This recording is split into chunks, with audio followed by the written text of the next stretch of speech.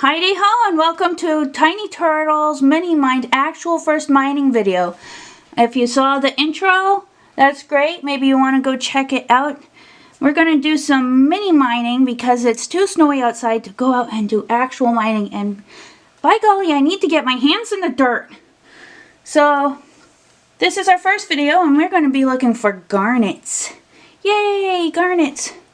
I love garnets. Here's one. This is an almandine garnet, and there's many varieties. We're looking for these, but much smaller. This is a, is it an octahedral? Tetrahedral? I am unsure. Garnet. This is hessonite, which is a cinnamon garnet. This was found in Minot, Maine when I was a kid, and as proof, I have the dot matrix printed out label from when I was a kid. Love dot matrix. Some tech guy out there, make a dot matrix font, please, so I can make myself some more.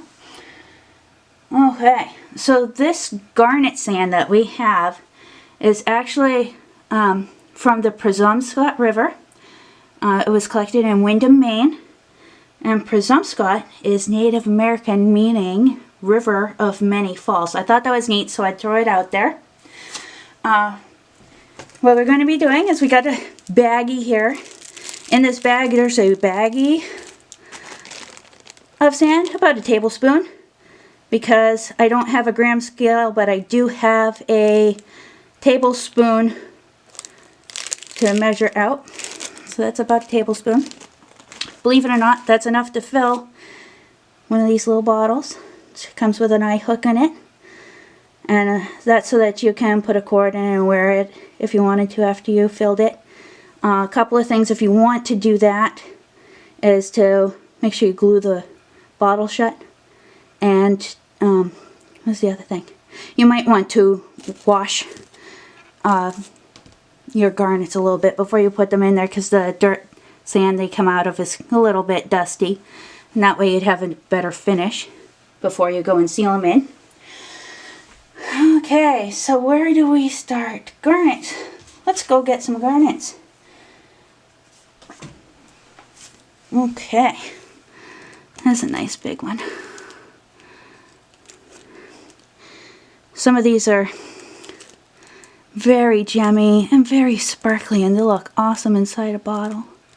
Now, garnet comes from a couple of different places.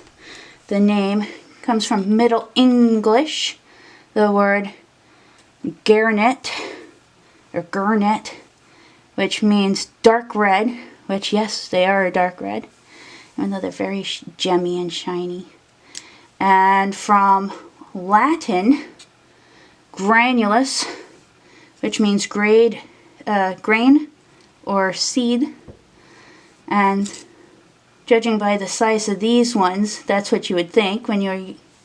I'm having a lot of trouble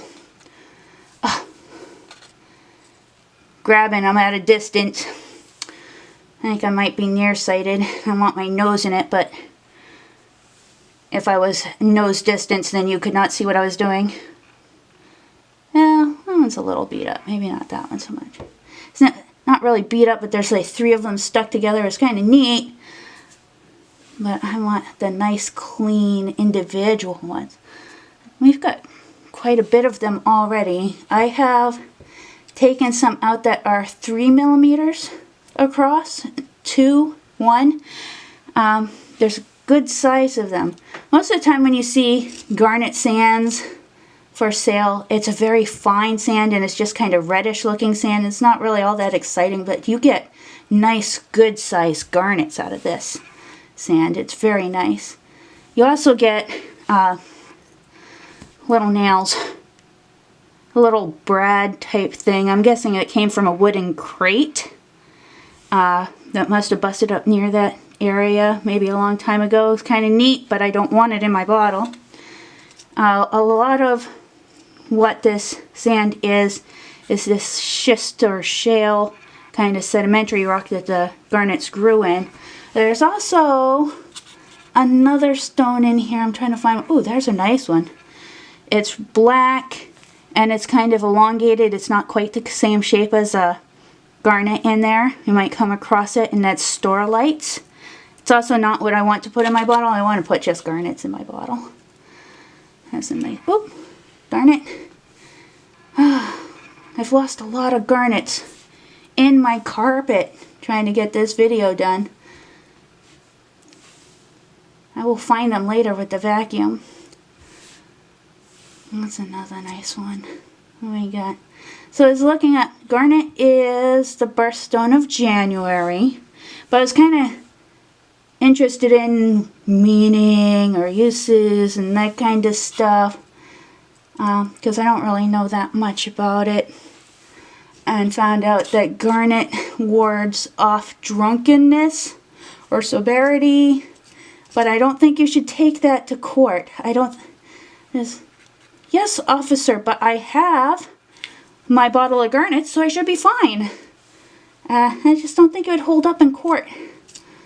Oh, well there, that's a good side amount. Ooh. Nope. Well, nope. There. Ooh. Ooh. Okay. What else? Oh, can't skip that one.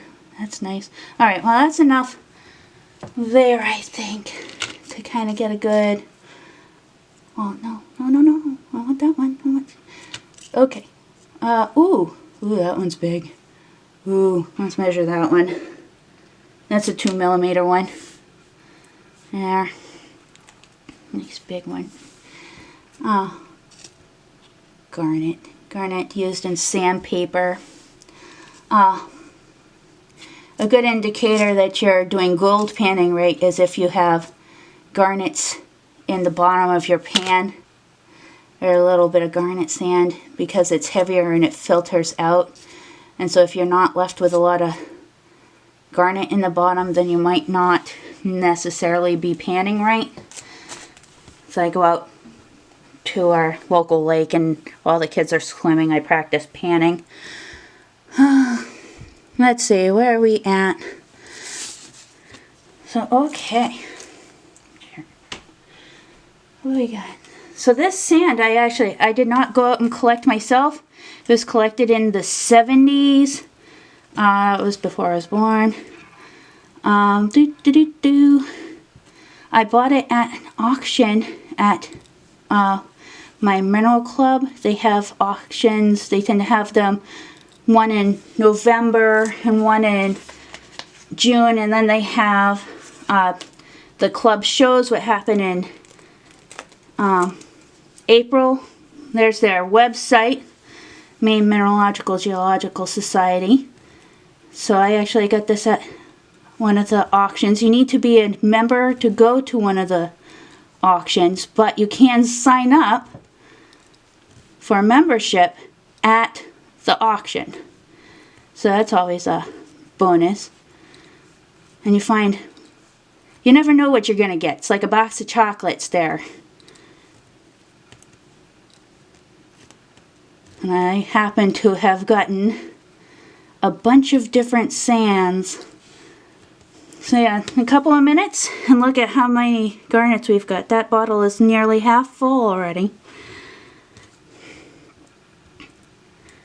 But they're not the only club I belong to. These are my guys. I like them. Southeast New Hampshire Mineral Club. They also have a show in April, which happens to be the same weekend as the Maine Mineralogical and Geological Society Club show. So I'm actually going to be at this show because I'm going to be having an education table, which is fun. I've been going into the school for the past 3 years doing for different grade levels education things, and I've just started last year helping out at the library with an education program, and they asked me to come back again this summer, so I'm super psyched. I love it. I bring these rocks in so that the kids can handle them, because you know, a lot of vendors, they don't want the kids handling their rocks, but I want the kids to touch these rocks and see what they're all about. It's one thing to look at rocks, it's another thing to have them in your hands. So you can find me at their club. You can go there and it'll have information about the show. Same with the other guys. I'll put that back. They have at their website information about the shows. They both have Facebook pages that you can find. This sand, I said, the bags, I sell those on, I'm going to be selling those on eBay after I get this video up. And you would search for Presumpscot River sand or garnet sand, and you should be able to find them just fine. Thank you for watching the video. Any questions or comments, please, leave them below. And as a little bonus, I'd like to ask the kids, how many animals do you think are in this video? Please get back to me. I'd like to send a free bag of sand to the first kid that figures out all the animals in there and can tell me what they are. We'll find a way. We'll find a way to get that contact out there. Leave Mom, Dad, leave a message, and I will see what I can do. Okay? Well, thank you guys. Can't wait until our next video.